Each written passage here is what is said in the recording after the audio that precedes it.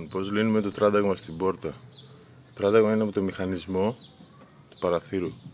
Ξεβιδώνονται αυτές οι τρεις βίδες και μετά παίζει ο μηχανισμός. Αυτοί ξεβιδώνονται με το χέρι. Τη βγάζουμε.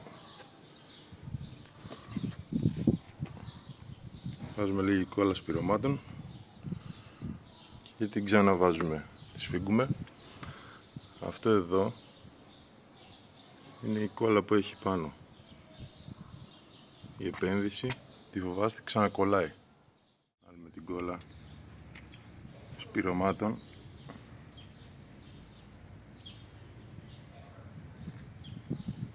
Είναι αρκετό. Στην πάνω δεν χρειάζεται να τη βγάλουμε. Ρίχνουμε εκεί και ξαναβιδώνουμε.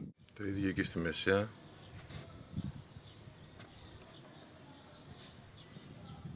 Ξανακολλάμε την επένδυση, αυτό το φελιζόλ, χωμονωτικό.